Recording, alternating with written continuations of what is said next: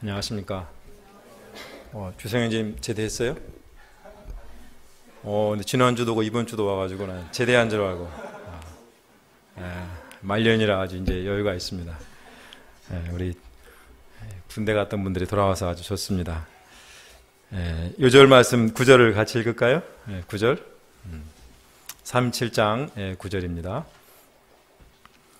시작. 얼마 뒤에 그는 또 다른 꿈을 꾸고 그것을 형들에게 말하였다. 들어보셔요. 또 꿈을 꾸었어요. 이번에는 해와 달과 별 11개가 나에게 절을 했어요. 하나님 아버지, 이 시간 꿈꾸는 요셉 말씀을 저에게 허락하시니 감사합니다. 요셉을 통하여서 오늘 우리에게 하나님이 주시는 꿈을 다시 한번 꾸게 도와주시고 꿈을 향해 살아갈 수 있는 저희들 될 수 있도록 도와주시옵소서. 예수님의 이름으로 기도하였습니다. 아멘. 오늘부터 야곱의 아들들의 이야기가 시작됩니다. 주인공은 요셉과 유다인데요. 대부분 요셉의 이야기로 채워져 있습니다. 그렇다고 유다 이야기가 또 무시되는 것은 아닙니다. 마치 요셉의 이야기가 쫙 흘러가는데 유다가 불쑥불쑥 나와가지고 전개되는데, 그 이유는 이 유다라는 사람이 하나님의 구속 역사의 그 대를 잇는, 우리가 마태복음 1장에 나오죠. 아브라함은 이삭을 낳고 이삭은 야곱을 낳고 야곱은 유다를 낳고 이렇게 나오지 않습니까?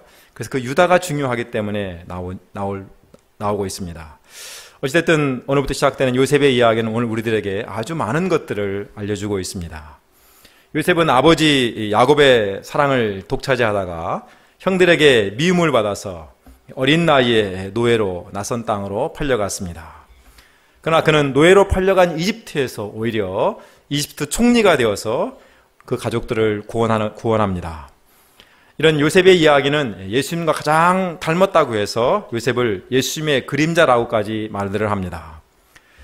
우리가 한 가지 생각해 볼 수 있는 것은 과연 어떻게 요셉이 그런 놀라운 삶을 살 수 있었을까 하는 것이라고 할 수 있습니다. 과연 그의 삶을 이끌어간 그 동력은 무엇인가 하는 것을 우리가 깊이 생각해 볼 것이 있습니다. 요셉을 통해서 오늘 나의 삶을 이끌어가는 동력은 무엇이고 또 내가 정말 꿈꿔야 할 꿈이 무엇인가 한번 생각해 보고 하나님의 은혜를 새롭게 할 수 있기를 기도합니다. 1절부터 보겠습니다. 당시 야곱은 자기 아버지 이삭에 살던 가나안에서 살았습니다. 그때 요셉은 17살. 주용이가 몇 살이죠? 김주영? 18살? 거의 비슷하네. 한국 나이로 18살이면 요셉과 같은 나이입니다. 우리로 하면 고등학교 한 1, 2학년쯤 되는 그런 나이였습니다. 요셉은 형들과 양을 치다가 형들이 이상한 짓을 하고 허물이 나타나면 그대로 가서 아버지에게 일러 바쳤습니다. 아버지, 납달리 형이요, 양을 친다고 하더니 양은 안 치고 겜방으로 놀러 갔어요. 아버지, 스불론 형이요, 양을 데려가더니 글쎄 그 중에 한 마리를 슬쩍 가지고 갖고 팔아가지고 뭐 이상한 거 사 먹었어요. 뭐 이렇게 가서 그대로 일렀습니다. 형제가 많으면 꼭 이런 애들이 하나씩 있습니다. 이런 요셉을 당연히 형들이 좋아할 리가 없죠. 그런데 더욱 요셉이 미움받는 일이 일어났습니다. 그것은 아버지 이스라엘의 요셉에 대한 특별한 사랑과 관심이었습니다. 이스라엘은 늙음하게 얻은 요셉을 다른 아이들보다 더 사랑하였습니다. 더구나 요셉은 그가 그토록 열렬히 사랑했던 라헬이 낳은 아들이었습니다. 그런데 그 라헬이 막둥이 베냐민을 낳다가 죽었습니다. 이 때문에 요셉에 대한 이스라엘의 사랑은 더욱더 애잔했습니다. 요셉이 와서 형들의 허물을 말할 때에도 그것을 다 받아주었습니다. 사실 다 받아주면 안 되죠. 웬만하면 형들하고 잘 이렇게 하고 나한테는 다 말 안 해도 된다. 이렇게 해서 형들과 어울리고 형들의 친구가 되도록 도와야 되는데 요셉을 그 자기 앞잡이로 삼아가지고 형제들의 정보를 빼내고 그걸 가지고 이 형들을 막 야단치고 하니까 요셉은 점점 이상해졌습니다. 이스라엘의 빗나간 자식 사랑일 수 있어요. 더구나 이스라엘은 오직 요셉에게만 화려한 옷을 지어서 입혔다고 했습니다.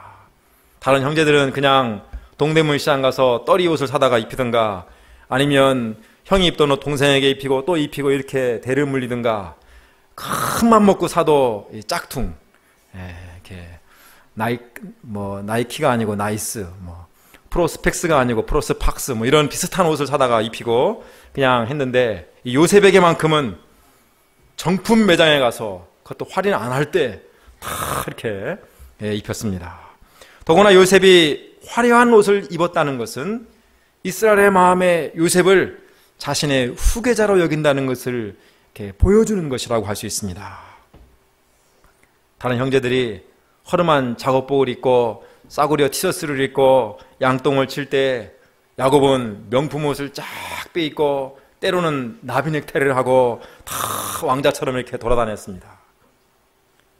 이런 요셉을 어떤 형이 좋아하겠습니까? 만약에 제 동생이 그런다면 아마 때마다 양똥을 던져가지고 옷에 묻힐 거예요. 형들은 아버지가 자기들보다 그를 더 특별히 사랑하는 걸 보고서 요셉을 미워했다고 했습니다. 당연하죠. 더구나 아버지 앞잡이 노릇하는 그에게 말 한마디 다정스럽게 하는 법이 없었다고 했습니다. 요셉은 형제들 사이에서 미운 오리새끼처럼 왕따를 당하고 있었습니다. 이렇게 되면 요셉이 어떻게 되기 쉬웠겠습니까? 이스라엘의 12아들은 4명의 여인들이 낳은 자식들입니다. 요셉은 그 중에서도 어린아이입니다. 더구나 요셉과 베냐민은 자신들을 챙겨주는 엄마가 없습니다. 남들은 다 그래도 뒤에서 빵빵한 엄마들이 팍팍 밀어주는데 뭐 이스라엘이 짝퉁을 사다 입히고 어떻게 해도 그래도 운동화만큼은 엄마가 나이키를 사주고 뭐 프로스펙 사주고 그러지 않았겠어요? 용돈에도 밀어주고 허물이 있으면 다 감싸주고 엄마들이 분명히 치맛바람으로 다 자기 자식들을 사랑하고 보호하고 감싸며 키웠을 것입니다. 그러나 요셉과 베냐민은 그런 엄마가 없었습니다. 아버지 야곱의 특별한 사랑은 오히려 형제들에게 더 미운 털만 박히게 하고 있습니다. 슬프고 외롭고 어두운 그림자가 요셉에게 드리워져 있습니다. 이렇게 되면 요셉은 집을 나가서 방황하는 비행 청소년이 될 가능성이 아주 높습니다. 실제로 청소년 상담센터에서 조사한 것을 보면 비행 청소년들의 상당수는 가정 문제에서 나온다고 한 통계가 나와 있습니다. 그래서 비행 청소년이 있는 것이 아니라 사실은 비행 가정이 있고 비행 부모가 있다고 말을 합니다. 문제 아가 있는 것이 아니라 문제 부모가 있다 이렇게 평가를 합니다. 더구나 지금 요셉은 사춘기를 지나고 있습니다. 질풍노도의 시대입니다. 마음에 안 들면 소리를 지르고 부딪히고 나아가야만이 속이 풀리는 그러한 시대입니다. 요셉은 반발심과 상처로 일그러진 어두운 인생을 살아갈 수 있었습니다. 그러나 요셉은 이런 가운데 어떤 삶을 살았습니까? 5절 한번 같이 읽어볼까요? 5절 시작. 한 번은 요셉이 꿈을 꾸고서 그것을 형들에게 말한 일이 있는데 그 일이 있은 뒤로부터 형들은 그를 더욱더 미워하였다. 한 번은 요셉이 꿈을 꾸고 그 꿈 이야기를 형들에게 했습니다. 그런데 그 꿈을 듣고 그 뒤로부터 형들이 그래도 미워했는데 더욱더 미워하기 시작했다고 했습니다. 도대체 무슨 꿈을 꾼 것입니까? 왜 형들이 그 꿈을 듣고 더 미워하게 되었습니까? 요셉이 꾼 꿈은 밭에서 곡식단을 묶고 있는데 갑자기 요셉의 단이 불뚝 가운데 서니까 다른 단들이 다 이렇게 그 요셉의 단을 향해서 절을 했다라는 내용입니다. 요셉이 꿈 이야기를 할 때 형들은 단박에 그 꿈이 무엇을 말하는지 알아들었습니다. 요셉의 단이 딱 서 있는데 형들의 단이 다 그 요셉의 단에게 머리를 숙인다. 뭐 해몽이 필요 없죠. 딱 들을 때 이놈 봐라. 내가 우리의 왕이라도 되고 싶으냐? 우리가 너한테 머리 숙여 절한다는 얘기냐? 대번 따져 들었습니다. 그의 꿈과 그의 말 때문에 형제들은 요셉을 더욱더 미워할 수밖에 없었습니다. 나라도 그럴 겁니다. 요셉의 꿈은 이것만이 아니었습니다. 얼마 뒤에 요셉이 또 다른 꿈을 꾸었는데 이번에는 해와 달과 별 11개가 다 요셉에게 이렇게 절을 하는 꿈이었습니다. 곡식단이 아니라 이제는 해와 달과 별 11개가 다 요셉에 이렇게 머리를 숙여 절을 한다는 꿈을 듣고 그걸 그대로 얘기했습니다. 여기서 해와 달은 이스라엘과 그의 아내들을 말합니다. 11개는 11명의 형제들을 말하겠죠. 결국 이 꿈은 이스라엘을 비롯한 가족 모두가 요셉에게 절을 하고 그를 높이고 공경한다는 것을 말합니다. 이 꿈을 듣고 이번에는 이스라엘까지, 아버지 이스라엘까지 기분이 나빠서 막 요셉을 꾸짖었습니다. 더구나 그의 형들은 요셉의 반복되는 꿈 이야기를 들으면서 그를 시기하기 시작하였습니다. 그러나 아버지 이스라엘은 그 말을 마음에 두었습니다. 요셉은 괜히 꿈 이야기를 해서 본전도 건지지 못하고 있습니다. 형들의 미움은 깊어만 가고 심지어 자기의 강력한 후원자였던 아버지에게까지 야단을 맞고 있습니다. 어떻게 생각하면 꿈 얘기하면 미워하고 야단 맞을 거 뻔히 아는데도 그런 꿈 이야기를 계속하는 요셉은 정말 철부지고 뭔가 상황 파악을 못하는 좀 어리석은 사람처럼 보입니다. 더구나 요셉이 지금 꾸고 있는 그 꿈과 요셉이 처한 현실은 너무나도 맞지 않아 보입니다. 가장 미움받고 무시받고 이렇게 살고 있는 어린 요셉이 형들이 와서 절을 하고 아버지 엄마까지 절을 하고 이런 꿈은 그가 처한 현실과 너무나 달라 보입니다. 그런 황당한 꿈을 꾸고 황당한 꿈을 이야기하기 때문에 요셉은 형들에게 미움을 받고 있습니다. 그런데도 요셉은 뭘 아는지 모르는지 꿈을 꿀 때마다 쪼르르 달려가서 형들을 모아놓고 내가 꿈을 꿨는데요, 무슨 드라마틱한 영화로도 본 것처럼 말을 하고 야단맞고 또 미움받고. 요셉이 왜 이러는 것입니까? 왜 이렇게 요셉이 살아가는 것입니까? 여기서 요셉이 꿈을 꾸었다는 것은 아주 중요한 의미를 갖고 있습니다. 고대 근동에서 꿈은 하나님의 특별한 계시로 이해를 하였습니다. 그래서 꿈을 해석하는 전문가 집단이 있기도 하였습니다. 아무리 그럴지라도 꿈은 하나님이 직접 말씀하시는 것과는 근본적인 차이를 갖고 있죠. 우리가 아는 대로 그동안 하나님은 아브라함이나 이삭이나 야곱에게는 직접 찾아와서 말씀을 하셨습니다. 떠나라, 머물러라, 올라가라, 약속도 하시고 방향도 주시고 또 위로하시고 보호하시고 그들의 인생을 직접 챙기면서 말씀으로 인도해 오셨습니다. 그런데 그런 하나님께서 요셉에게는 직접 말씀하신 일이 전혀 없습니다. 요셉의 이야기를 아무리 뒤져봐도 하나님이 요셉에게 어떤 말씀을 했다 하는 이야기가 전혀 나와 있지 않습니다. 심지어 하나님이 요셉에게 나타나셨다, 그림자를 한번 싹 비추었다, 이런 이야기도 없습니다. 이따만 유일하게 요셉이 꿈을 꾸었다, 또 하나님이 그냥 함께 하셨다 하는 정도 이야기만 있습니다. 그런데 요셉은 하나님의 주신 이 꿈을 통해서 자신을 향한 하나님의 뜻, 하나님의 계시를 받아들이고 알아챘습니다. 그 뜻과 그 계시를 품고 그 인생을 살아가고 있습니다. 오늘 우리에게 하나님은 직접 말씀하신 적이 없습니다. 내가 길을 가는데 갑자기 하나님이 벌린 너는 오른쪽으로 가거라, 이런 일이 없죠. 너는 오늘부터 목자가 되어라, 이렇게 하나님이 내 머리에 쫙 지지지직 말씀하신 적이 있습니까? 직접 전화 받은 적이 있어요? 없지 않습니까? 다만 우리는 하나님의 계시가 담긴, 하나님의 말씀이 담긴 성경 말씀을 통해서 하나님이 하시는 말씀을 간접적으로 듣고 있습니다. 또 어떤 일의 사인을 통해서 간접적으로 본인이 깨달을 때가 있죠.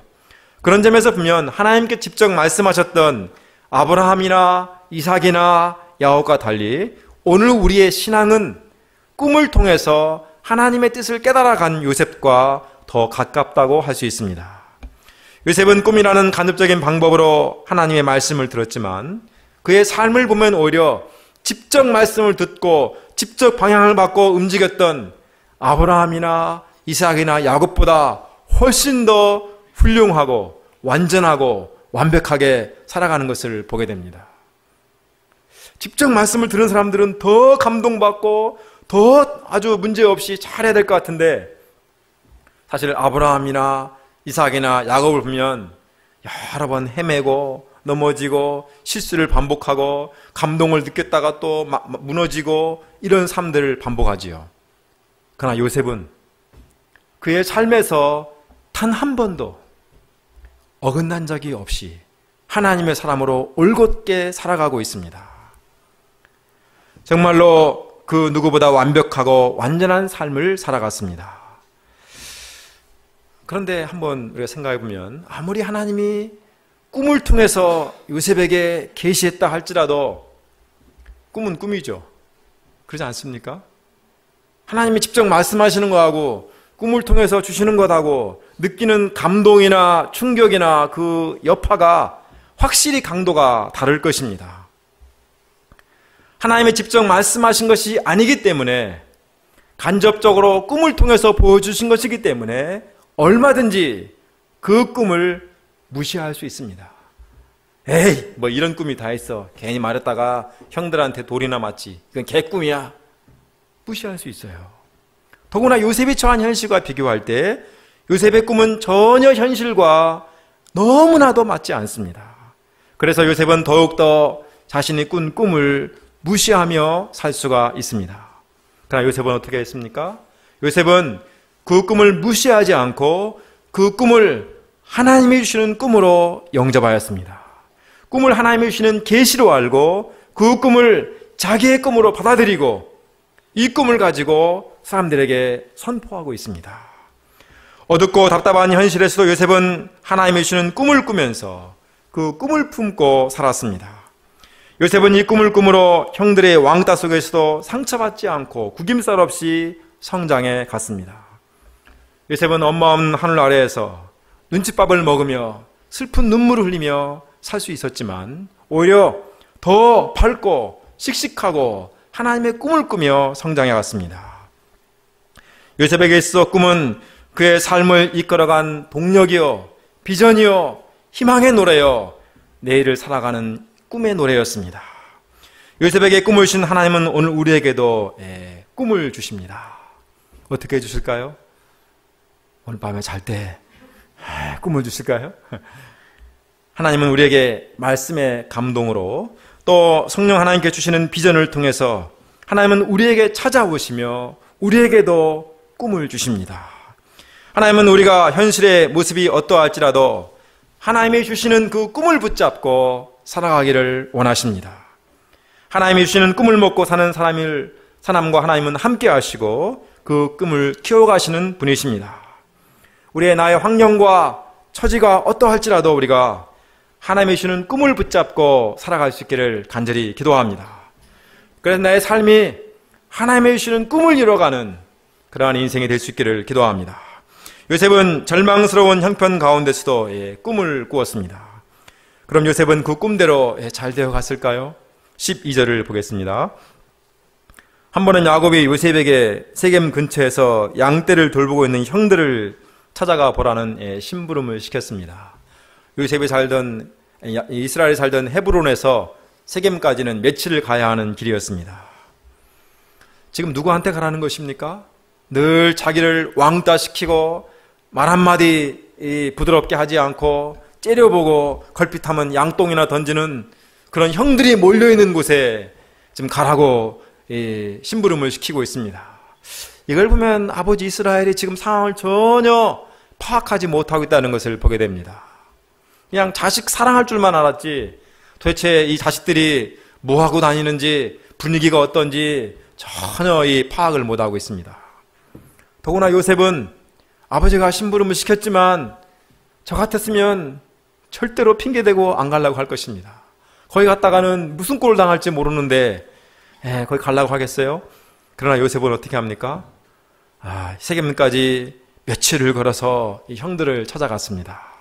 가서 없으니까 다시 또 도단까지 더 한 20km 올라가는 도단까지 또 쫓아가서 형들을 찾아갑니다. 이것을 보면 요셉은 꿈만 꾸는 그냥 내일이요 이렇게 이러면서 꿈만 꾸는 그런 몽상가가 아닌 것을 볼 수 있습니다. 또 아버지의 사랑에 취해서 나비넥타이만 메고 하고 살아가는 왕자병에 걸린 사람도 아닙니다. 그는 방향에 순종하는 자요 끝까지 형들을 찾아가는 성실한 사람입니다. 우리가 꿈만 꾸고 있다고 해서 꿈이 저절로 이루어지는 것은 결코 아닙니다. 언젠가 한 분이 제게 이런 말을 했어요. 내가 이제 목자 생활을 은퇴하면 내 새로운 인생은 중국 선교사로 살고자 하는 꿈을 꾸고 있다. 그래서 큰 감동을 받았어요. 그래서 제가 뭘 하겠습니까? 거기서 감동받고 끝나야 되는데 제가 좀 주책 맞아가지고 혹시 지금 중국어를 공부하고 계십니까? 왜 중국어를 공부해야 되지? 이렇게 묻는 거예요. 그럼 어떻게 중국 선교를 살아갑니까? 내가 중국 선교사의 꿈을 꾸고 있다면, 앞으로 10년 후에 내가 중국 선교를 갈 꿈을 꾸고 있다면 지금 뭐 해야 되겠어요? 선험자님 불러가지고 중국어라도 공부하고 있어야 되겠죠. 하나도 준비 안 하면서 내 꿈은 중국 선교사가 되는 거야. 중국에 대해서 관심도 없어 평소에. 그러면서 중국 선교사가 되는 거야. 꿈을 꾼다면 될 수 있겠어요? 가라게도 못 갈 거예요 아마. 아무것도 못하니까. 가면 또 가서 뭐 하겠어요? 한 말도 못하는데. 꿈을 꾸고 있다면 그 꿈을 위해서 성실하게 준비하는 사람이 꿈을 이뤄갈 수 있습니다. 내가 성실하게 꿈을 향해 나아가는 만큼 꿈은 내게 하나하나 다가옵니다. 그런데 그렇게 착착 모든 꿈이 이루어진다면 얼마나 좋겠습니까? 내 꿈이 여기니까 오늘부터 착착착 준비하면 짠! 하고 이루어진다. 와, 인생 참 쉽죠? 그런데 그렇습니까? 18절과 19절 20절을 보겠습니다. 형들은 멀리서 요셉이 오는 것을 보자 그를 죽일 것을 의논했습니다. 멀리서 요셉이 오는데 어떻게 요셉을 알아봤을까요? 어떻게 알아봤을까요? 눈이 좋아서? 분명히 남들과 다른 패션, 화려한 옷, 나비 넥타이, 이상한 모자, 명품 모자, 저건 요셉밖에 없어. 분명히 저건 요셉일 거야. 이스라엘에 준 그 화려한 옷이 지금 형들이 멀리서 오는 것을 보고 의논할 수 있는 시간을 주고 있습니다. 형들이 뭐를 의논합니까? 야, 저기 꿈꾸는 녀석이 온다. 저 녀석을 죽여서 아무 구덩이나 던져놓고 사나운 들짐승이 잡아먹었다고 하자. 그리고 그 녀석의 꿈이 어떻게 되나 보자. 형들이 왜 요셉을 죽이고자 합니까?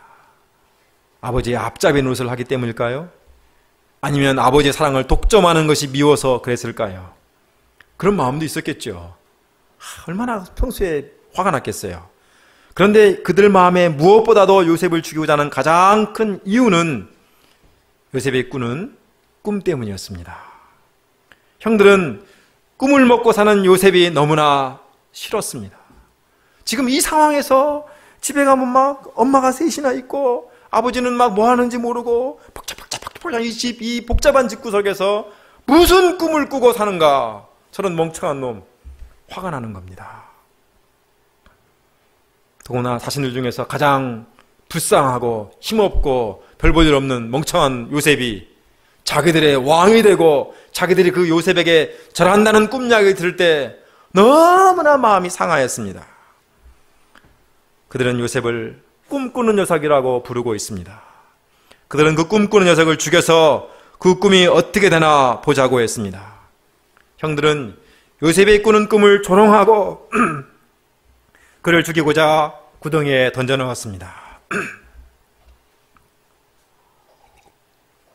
내가 꿈을 꾸고 내가 하나님이 주는 꿈을 가지고 비전을 품을 때 주변에서 너무 멋집니다. 꿈이 이루어질 것입니다. 격려하고 제가 도와드리겠습니다. 후원하고 동조한다면 얼마나 좋겠습니까? 나의 꿈이 나의 삶의 동력이 되어서 힘차게 나아갈 수 있다면 얼마나 좋겠습니까? 그러나 내가 꿈을 꾸기 시작할 때 오히려 그 꿈 때문에 사람들은 나를 이상하게 보기 시작합니다. 저놈 저거 자기를 드러내려고 아주 교만방자하구나. 아주 욕심과 야심이 대단한 놈이구나. 이렇게 말하고 헐뜯고 무시하고 미워하고 배척하는 일을 당할 수 있습니다. 그 꿈을 꾸는 것을 이해하고 격려하기보다 오히려 오해하고 이상한 짓거리 한다고 찍어 누를 수도 있습니다. 그래서 어떻게 합니까? 때로는 그 꿈을 미워하고 그 사람을 절망의 구렁텅이에 던져버립니다.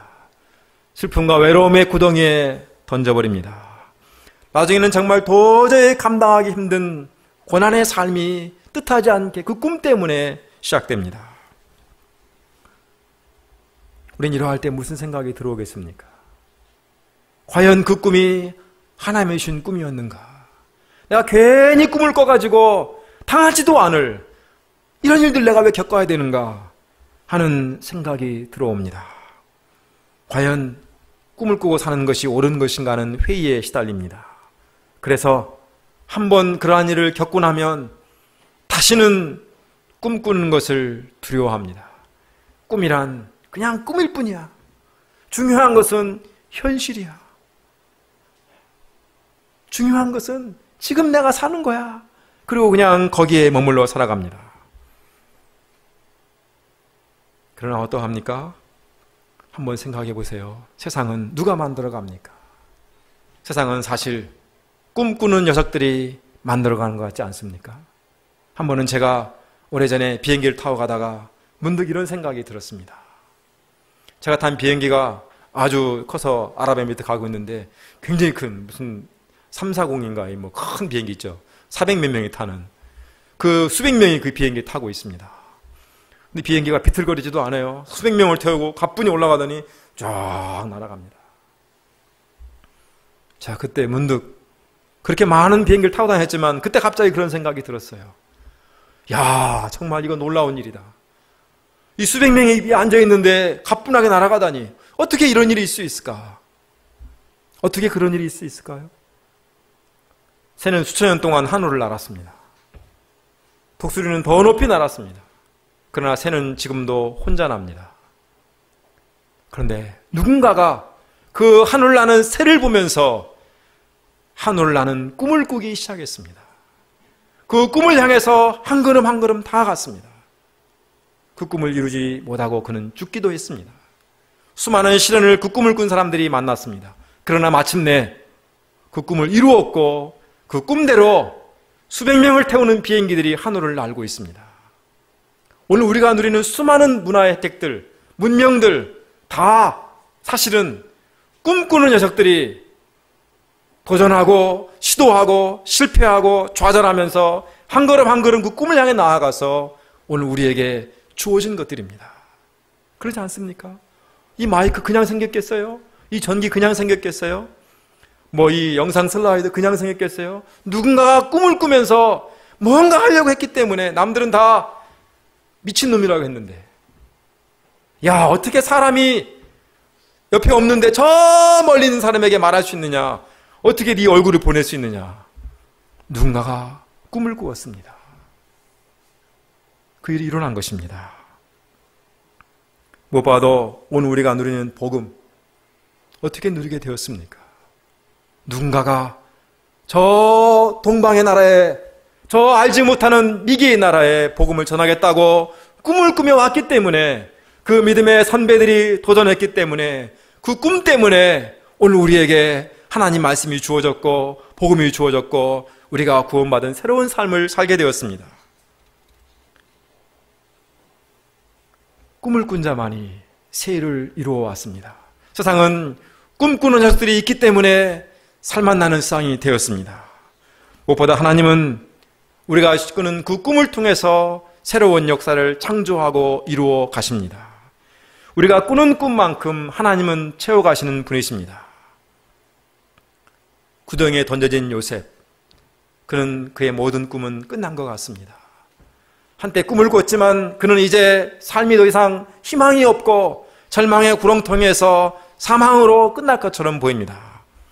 그러나 요셉은 유다의 제안으로 사막을 지나다니는 상인들에게 은 20냥에 받고 노예로 팔려갔습니다.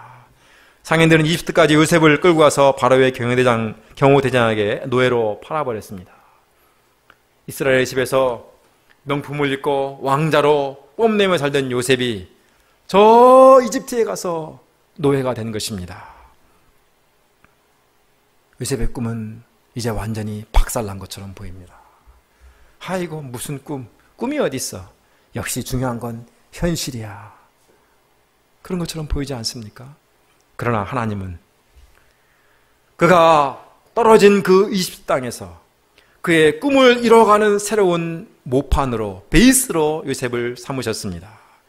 요셉의 꿈을 이뤄가는 새로운 출발지로 이집트를 선택하셨습니다. 그리고 어떻게 됩니까? 마침내 그 꿈을 이루어 주셨습니다. 그러므로 우리는 때로 어떤 마음이 들어옵니까? 내가 꾼 꿈이 나를 절망의 구렁텅이에 던져놓고 전혀 내가 생각하지 못한 엉뚱한 방향으로 갈지라도 우리는 결코 실망하거나 포기하지 말아야 합니다. 반드시 그 꿈을 향해 나아간다는 믿음을 갖고 살아야 됩니다.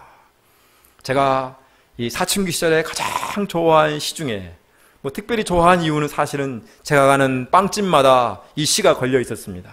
그것은 러시아의 그 시인 푸시킨이 쓴 삶이라는 시죠. 아마 알 거예요. 삶이 그대를 속일지라도 이렇게 시작되는 시가 제가 이 학창 시절에 가는 빵집마다 이렇게 벽에 걸려 있었던 적이 있습니다. 빵집을 자주 다니다 보니까 시를 외우게 되고 그 시를 좋아하게 됐어요. 저는 그 시를 이렇게 바꿔 부르고 싶어요. 그 시는 삶이 그대를 속일지라도 이렇게 시작되는데 저는 꿈이 그대를 속일지라도 노여워하거나 슬퍼하지 말라. 소름의 날을 참고 가노라면 머지않아 꿈을 이루는 날이 오고야 말리니. 괜찮지 않습니까? 하나님은 우리에게 꿈을 주실 뿐 아니라 그 꿈을 이루시는 분이십니다. 우리 언더우드 홀 나가면 정면에 언더우드가 쓴 시가 붙어 있습니다. 그는 130년 전에 조선 땅에 와서 복음을 전하고자 하는 꿈을 꾸었습니다. 그가 꿈을 꾸고 왔지만 도저히 그 꿈을 이룰 수 있는 형편이 아니었습니다.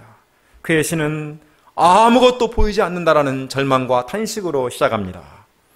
그는 아무것도 보이지 않는 절망과 탄식 가운데서 절망하고 주저앉지 않고 몇 사람을 모아가지고 학교를 시작하며 꿈을 꾸었습니다. 6명을 모아놓고 그들에게 자기의 지식을 전하고 복음을 전하면서 뭔가 이 시대 이 청년들이 이 조선 땅에 하나님의 꿈을 이룰 기둥들이 되라 할 꿈을 꾸었습니다.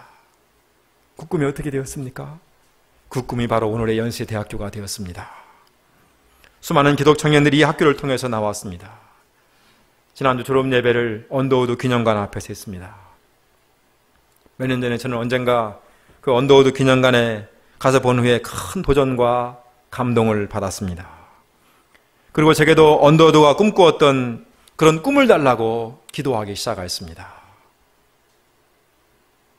우리에게도 그런 꿈이 있어야 되지 않겠습니까?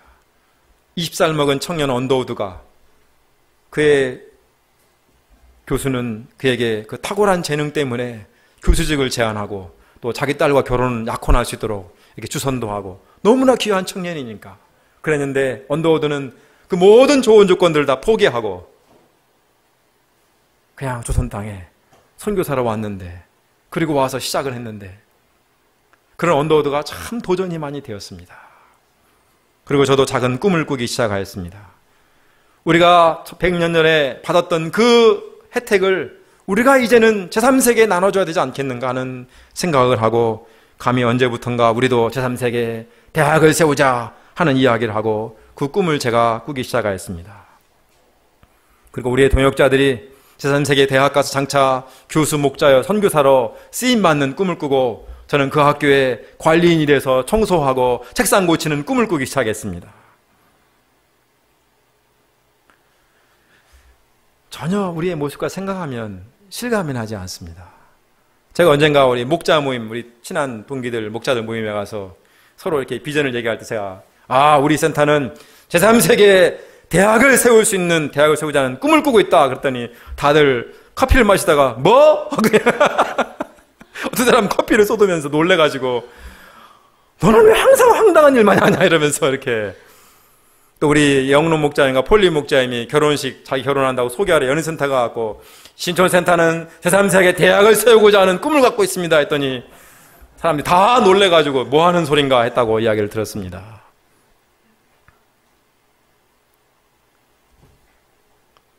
어때? 꿈 같은 얘기죠. 그러죠? 우리 솔키 목자님이 제3세계에 가서 다 한국에서 은퇴한 다음에 가서 전공을 가르치고 말씀을 가르치고 얼굴 우리하고 다른 애들께 이렇게 복음을 전하는 교수 선교사로 쓰임받는 개인적으로 하려면 얼마든지 할 수 있겠지만 우리가 세운 곳에서 한다는 것은 꿈 같은 이야기죠. 그러나 우리는 기도해야 됩니다. 몇 년 전에 제가 얘기할 때는 사람들이 주일날 가끔씩 기도했는데 요즘은 오늘 김여한 목자님도 기도 안 해요. 네. 기도 하나는 아무 말도 안 했어요. 네. 근데 안 하더군요. 최근 1년 동안 별로 안 한 것 같아요. 왜 안 할까요? 실감이 나지 않기 때문입니다. 와닿지 않기 때문이죠. 그건 목자님이 혼자 꾸세요. 우리는 꿈이 와닿지 않아요. 그건 그게 뭐예요, 그게? 이해됩니다. 그러나 저는 아직도 그 꿈을 꾸고 있습니다. 이 꿈을 꾸는 한 저는 살아있을 것입니다. 저는 이 꿈을 향해 나아가고자 기도하고 있습니다. 또한 저는 이 기독교 봉으로 세워진 연대 이화 캠퍼스가 다시금 그리스도의 청년들이 일어날 그날이 올 것을 꿈꾸고 있습니다. 우리나라에 기독교 대학교가 있습니다. 많은 기독교 중학교, 고등학교, 대학교가 있지만 정말로 그리스도의 복음당으로 제대로 운영되는 대학교는 별로 많지 않은 것 같습니다. 오늘의 연세대학교를 누가 기독교 대학교라고 감히 말할 수가 있겠습니까? 그러나 우리는 다시 한번 꿈을 꿔야 됩니다. 그리스도의 복음으로 세워진 이 학교가 다시 한번 하나님의 이 말씀을 따라 사는 청년들이 일어나서 세계로 나아가는 그날이 올 꿈을 꾸면서 나아갈 수 있기를 간절히 바랍니다. 우리는 많은 수가 아닙니다. 우리는 그렇게 큰 수가 아닙니다.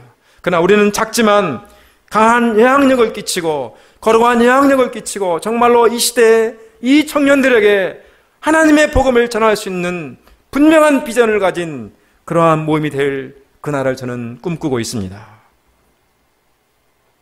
이러한 꿈을 갖고 있을 때 우리가 있어야 할 이유가 있고 우리가 모여야 할 이유가 있습니다. 우리가 꿈을 잃어버리고 우리 그냥 신앙 공동체로 우리끼리 재밌게 놀자.